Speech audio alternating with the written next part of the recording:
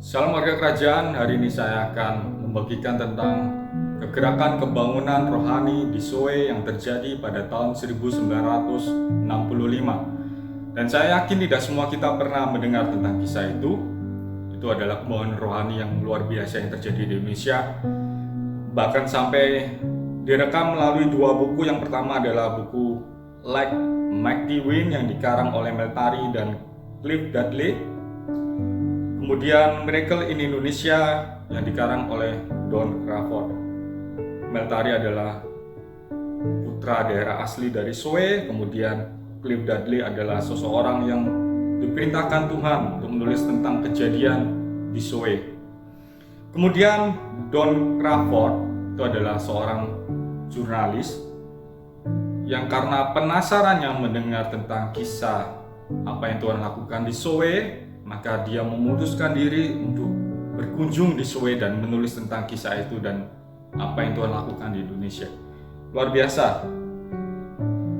Semuanya itu dimulai dari pemuda-pemudi yang berdoa sungguh-sungguh berlutut mencari wajah Tuhan. Mereka lapar dan haus akan Tuhan. Dan pada tanggal 26 September 1965, pada saat mereka beribadah, tiba-tiba ada hembusan angin yang keras, suara angin yang keras. Kemudian di tempat ibadah mereka, di gereja mereka, di atas mereka ada kobaran api yang besar. Bahkan sampai polisi melihatnya kemudian membunyikan sirine.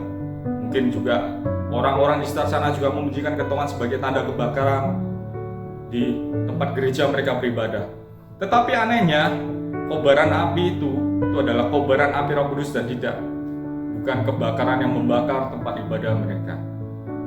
Dan mereka dipenuhi oleh Roh Kudus. Mereka berbicara dengan bahasa-bahasa yang baru buat mereka. Ada berbicara dengan bahasa Inggris, bahasa Perancis, kemudian ada yang berbicara dengan bahasa Ibrani kuno.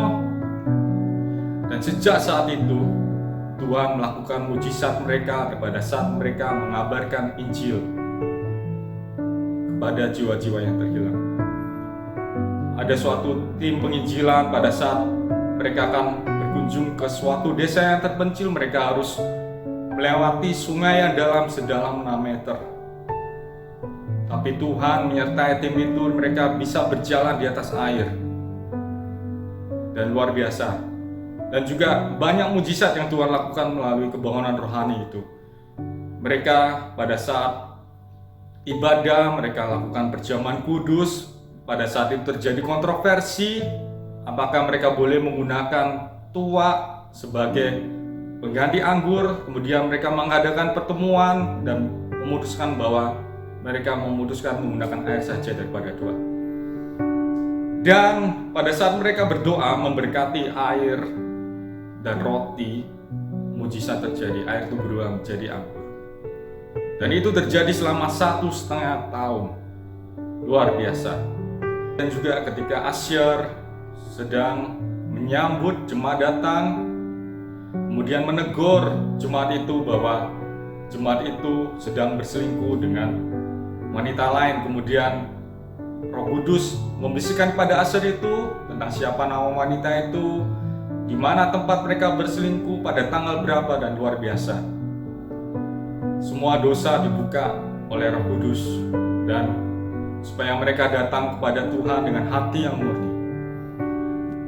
Kemudian ada suatu kesempatan, ada seorang yang suka mabuk-mabukan, suka minum tuak. Kemudian oleh pemimpin di tempat itu ditegur bahwa dia harus mengakui dosa, suka mabuk-mabukannya, dia harus bertobat.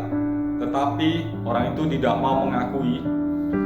Kemudian pemimpin itu berkata, dalam waktu 24 jam kalau engkau tidak mengakui dosa di hadapan Tuhan, maka engkau akan mati.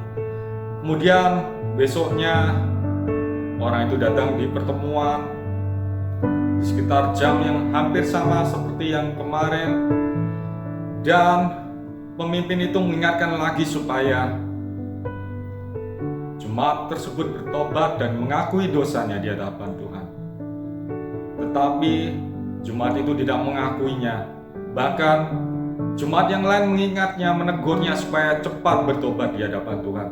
Kemudian mereka menghitung mundur 10, 9, 8, 7, bahkan sampai 1. Kemudian tiba-tiba orang itu jatuh dan meninggal. Kalau kita mendengar tentang kisah ini, maka kita akan mengingat tentang kejadian Ananias dan Safira. Luar biasa. Lebih dari segala mujizat yang kita dengar, yang kita baca dari kedua buku tadi, lebih dari segalanya, mujizat itu adalah cuma alat di tangan Tuhan, supaya jiwa-jiwa yang terhilang itu datang kepada Tuhan. Karena itu saya mau menyampaikan firman Tuhan dari Efesus 5 ayat 14.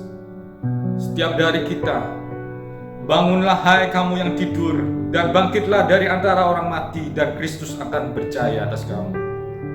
Karena itu setiap dari kita, bangunlah hai kamu yang tidur, dan bangkitlah dari antara orang mati, dan Kristus akan bercahaya atas kamu.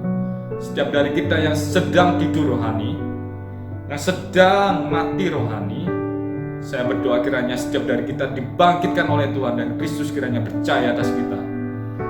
Dalam suatu kesempatan, penulis buku itu berbicara tentang gerakan yang telah terjadi di Suwe, dan dia berkata bahwa Tuhan akan menyalakan api kebangunan rohani lebih daripada apa yang terjadi di Suwe. Tuhan akan pakai Indonesia menjadi pusat kegerakan bagi bangsa-bangsa. Dan kiranya banyak nubuatan firman Tuhan, hamba-hamba Tuhan, bahwa Indonesia akan dipakai sebagai alat Tuhan, dan kiranya itu terjadi di dalam generasi kita, di dalam nama Tuhan Yesus. Amin.